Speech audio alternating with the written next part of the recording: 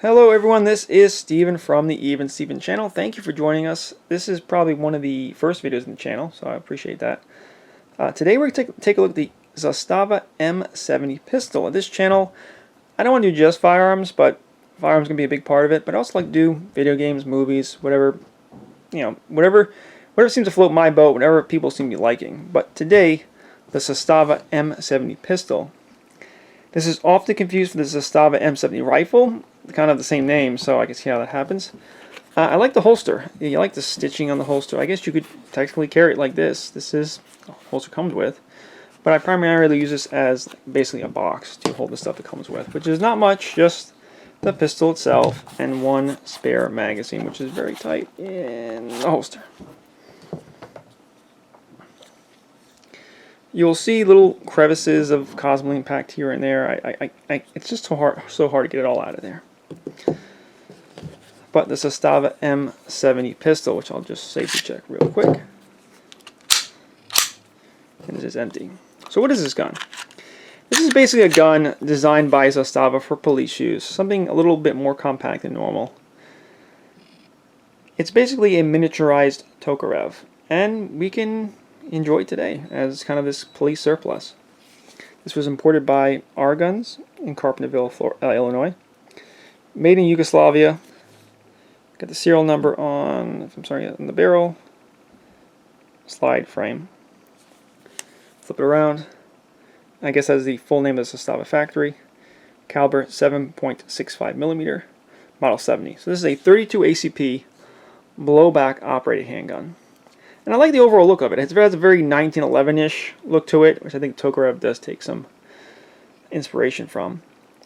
Also, it's a miniaturized Tokarev in design, so it looks like a Tokarev.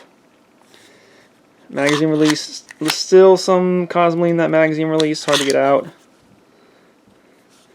The gun has a magazine disconnect, so with the magazine out, you can't pull the trigger. Magazine in, you can. I believe that's an 8-shot magazine. Manual safety, safe, fire. Nothing really holds this in place very well. I mean, it flips. I guess it doesn't need a.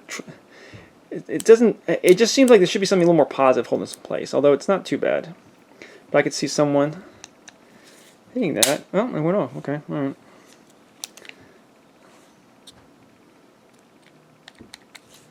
It just seems a little too easy to actuate. Have the hammer, slide serrations, rear sight. I mentioned the rear sight. There are examples of this gun coming to the country that have this really goofy, tall rear sight. I would not buy that. I think it's for importation reasons. You want this. I don't know if R Guns is still selling this on their website, but you want this version. Front sight, slide release.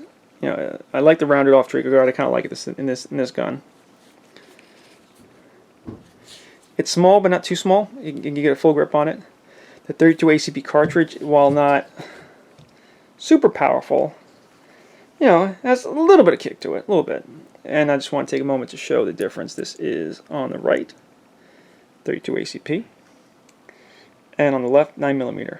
I think 32 ACP is usually like 90 grains, maybe even 70 grains, and 9mm is like 115 grains. So yes, it is definitely weaker than 9mm. But I would most definitely not want to be shot with 32 ACP. I find it to be a pretty pleasant gun to shoot. These sights have been pushed off to the left a little bit to try to regulate them. It's a decent sight picture. The gun's pretty soft shooting. There's not no recoil, but it is a pretty mild shooting gun. And I think it's just a very enjoyable collectible. You can pick up now for like $200, $300, and in 2020 that's not too bad. I'm sorry, 2021.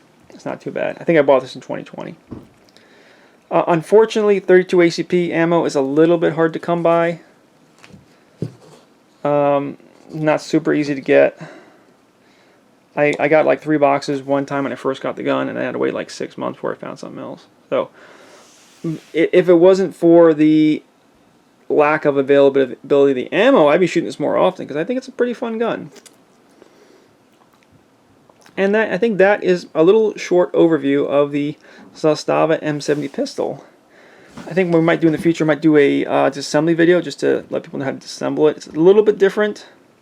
Basically, I go through the front. And maybe we'll do a follow-up video in the future where we disassemble it and kind of look on the internals a little more. So that is it. This is the, I guess, initial video of the Even Steven channel. I hope you enjoy it. I hope you come back later. We'll do 1 or 2 more videos on the Zastava M70 Pistol, then we'll move on to something else. So again, I just like to say thank you and goodbye.